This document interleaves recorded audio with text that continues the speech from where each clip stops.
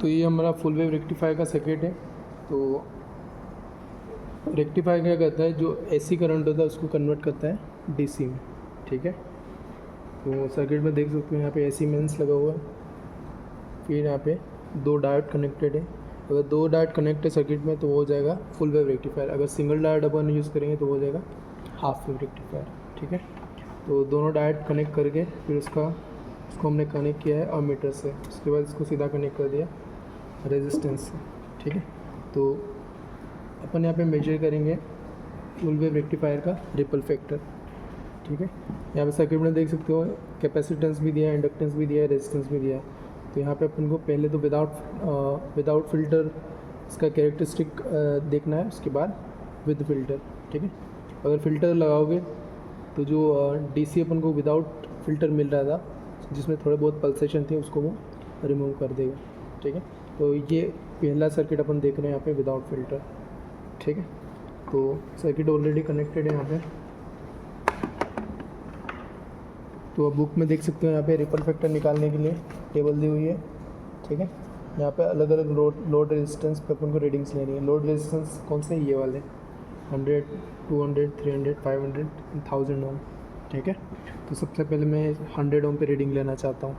100 ओम पे अपन को पहले मेजर करना है लोड करंट। लोड करंट कहाँ से मेजर करेंगे, अमीटर जो आपका सर्किट में दिया हुआ, ठीक है। लोड करंट मेजर कर लिया, उसके बाद अपन को आउटपुट वोल्टेज मेजर करना है। आउटपुट वोल्टेज कौन सा, जो इस रेजिस्टेंस के क्रॉस आप निकाल रहे हो, ठीक है। तो इसको सीधा कनेक्ट कर देंगे अपन यहाँ पे मल्टीमीटर से, ठीक है। मल्टीमीटर से कनेक्ट कर दिया। यहाँ पे आपको 2 ऑप्शन मिलेंगे, एक तो मिलेगा डीसी पे, दूसरा मिलेगा एसी पे। अपन को दोनों वोल्टेज चाहिए, अपन को डीसी वोल्टेज भी चाहिए और एसी वोल्टेज भी चाहिए, ठीक है। और उन दोनों का जो रेशियो होता है V A C divide by V D C, वो अपना रिपल फैक्टर हो जाएगा, ठीक है। तो इसको अभी डीसी पे सेट है 20 वोल्ट, तो आपका वोल्टेज जो आ रहा है 4.22, ठीक है। तो 100 ओम पे लोड करंट कितना आ रहा है, 42 मिली एम्पियर समथिंग, और वोल्टेज वी डी सी आ रहा है अपना 4.21। उसके बाद इसको एसी में लेने के लिए इसको स्विच कर देंगे, ठीक है। तो ये आपका आ जाएगा एसी वोल्टेज, ठीक है। टेबल कंप्लीट हो गई।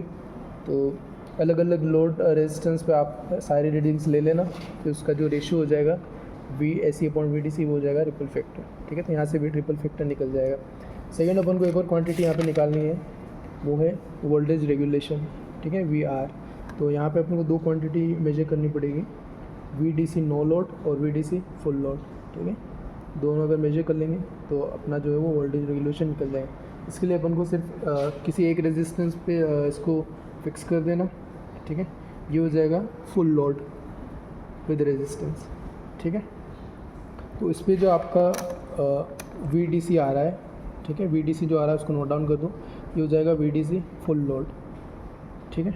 अब अपन को नोट करना है V D C no load. तो उसके लिए अपन यहाँ पे जो रेजिस्टेंस को जो कनेक्ट किया था उसको हटा देंगे,